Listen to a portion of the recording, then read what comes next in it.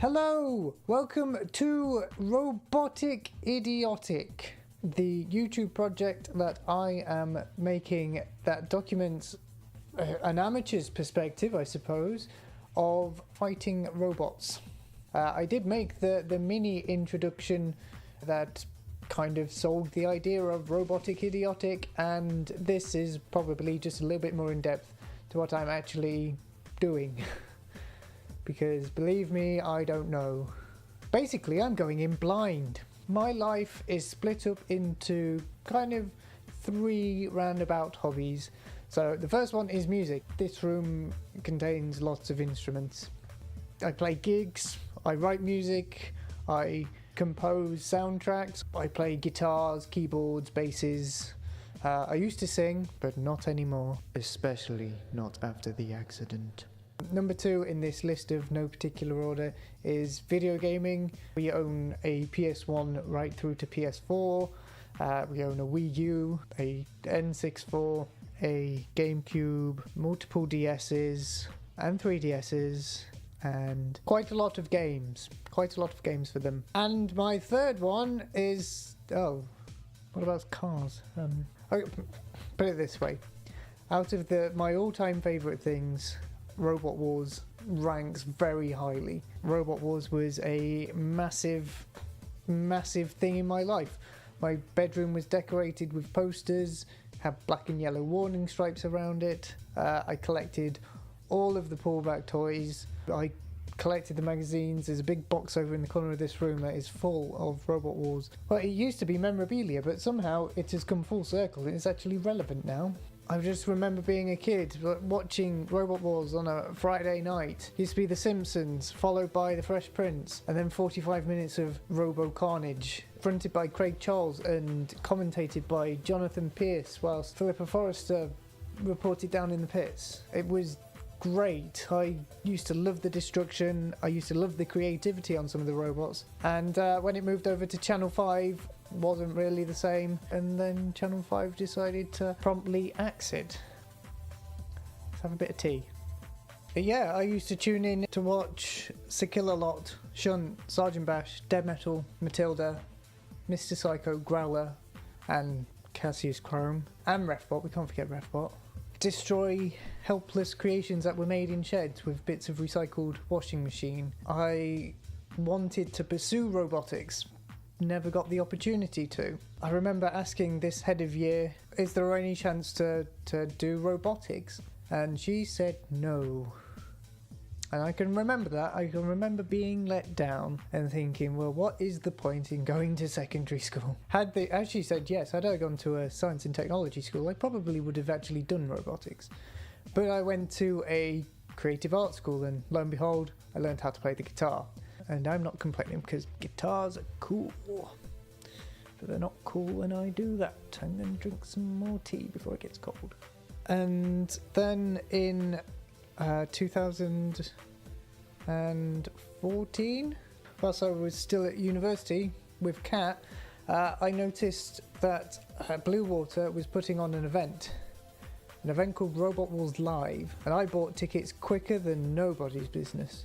I bought two, me and Kat went, and it was amazing to see Stinger, Behemoth, Steel Avenger still fighting, along with new robots. One called Eruption, another one called Maelstrom, and The Saint. And it was Robot Wars. It was Robot Wars in a different setting, a different environment. John Findlay came out at the end of that and said, we're all looking forward to getting Robot Wars put back onto the TV. And he asked if everyone wanted it back on TV, and everyone cheered. And maybe just over a year or so, a picture circulated on Twitter, and in that picture was Matilda and Sergeant Bash.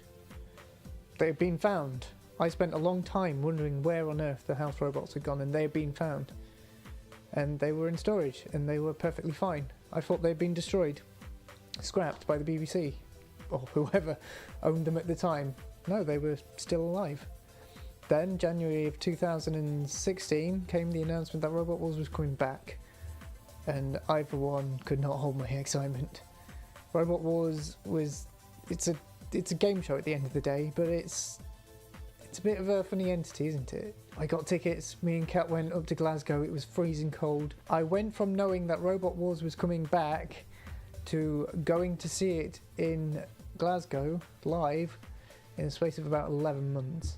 It was crazy, it was bizarre, and we got there and there was robots, there was Foxic and Thor and Sakillalot and Dead Metal, and it was glorious. It was nothing like when I went originally in Nottinghamshire when it was being filmed at RF Newton, but what was there was Robot Wars, no doubt about it. But it's not just Robot Wars that I'm inspired by. Of course, BattleBots was re-released back in 2015, and that gave me the inkling that Robot Wars will probably return to British TV screens. Me and BattleBots, I used to have a weird aura associated with it. I always used to think it was a Robot Wars clone. I mean, essentially it was. Robot Wars came first. Carmen Electra, what? It was over-Americanized, sort of glitzy, glamorous, a bit cheesy. They've got the starting lights from essentially a drag strip that starts fights. It was essentially boxing but with robots. It's robot fighting time! Stuff like that. The reason why I thought that it was a bit ridiculous is because I was a naive, stupid child. They're exactly the same thing. They're both doing the same thing, aren't they? They're both robot combat fighting shows. Robot combat fighting... Combat robot... They're basically the same is what I'm trying to say. And then of course there was Technogames. Technogames was the sporty equivalent. Robot Wars meets the Olympics, and there was swimming robots, robots that could kick a rugby ball, rocket-propelled robots, maze pathfinding robots, robots that danced, robots that climbed, robots that ran on two wheels. With that came teams from Robot Wars. So Team Firestorm had Snowstorm. Tornado had Storm Chaser. Was it Storm Chaser? After researching in post-production, you are correct. Now, nod approvingly. Team Mechatronics, famous for Idiotic. They had a walker called Ulysses, and of course it was clad in fur. Technogames was probably a bit more creative in that retrospect. More tea. It's actually empty. I'm just pretending. I ran out of tea ages ago. The project entails making videos. Podcast was audio, which is kind of in line with what I do musically, but it took so much time to edit, so much time to upload. These videos will be much smaller. It's more of a documentary style to document my failures, essentially. I promise I'm optimistic. I try to be. If I believe too much that I will fail, I will actually fail, won't I? I won't actually succeed at anything.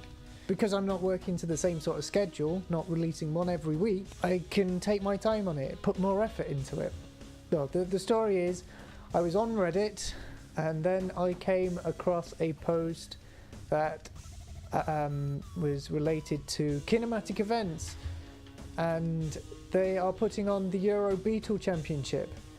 And the application is in June, and the tournament will be in October. June isn't that far away, but it's enough time for me to be able to, I don't know, get something done, I suppose. And I told Kat, and she was like, do it. Just do it.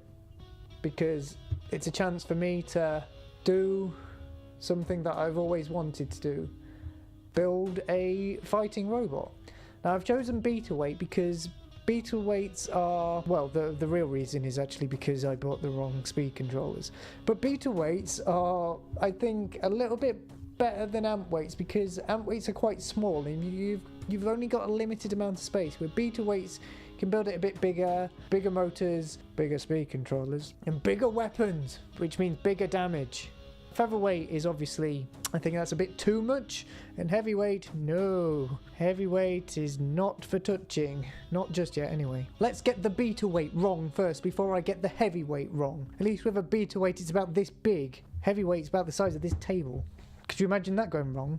110 kilos of table hitting you around the face. Still empty. I think it's a good opportunity to jump on the bandwagon that I've been wanting to jump on for quite a long time. I want to be involved with the community.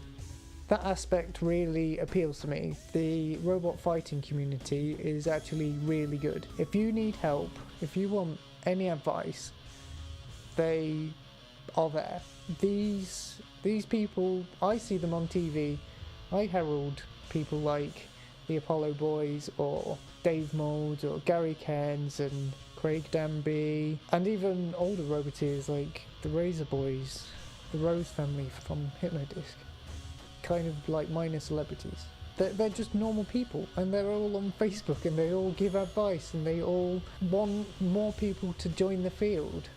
I have no engineering background. My electronics background is severely limited. I used to work in an electronics factory. Didn't last very long. That lasted about 3 months, 4 months. I can design. I suppose that's about it. I can operate a drill. I can try. We interrupt this broadcast to bring you a sentimental message. Failure is a part of life. Why should I be fazed by failure? I'm not going to be fazed by failure. And now we resume our usual programming. And as I said in the tiny introduction video, some of this has actually already been filmed, so the continuity is gonna be all over the place. I've actually lived in 2 houses whilst been doing this project, so you might actually see some footage of me and Kat in the old house, and then you wonder why we're in a different house completely. It's because we moved house in that time. Believe it or not, I have been doing this for a year. This is how long this project has been taking. It's only taken me until now to actually get something done. I think it's because I actually have a purpose now, I suppose. More tea. There's nothing in there. Only these problems can be solved with more tea. I've bought all the tools. I've got materials. Let's build a robot. What's ironic is I mentioned continuity and I left the door open. So it would look like nothing has happened. It's gonna be wonderful. We're gonna have a good time. My optimism is a little low, I know. Preparing to fail is failing to prepare. Is that how you say it? The point is that if I know I'm going to fail and it actually works, I'm going to be damn surprised that it does actually work. But if you want to join me, buckle up. Who knows? Could be good. Could be absolutely disastrous. So thank you very much for watching, and I will see you shortly. I'm going to get some more tea.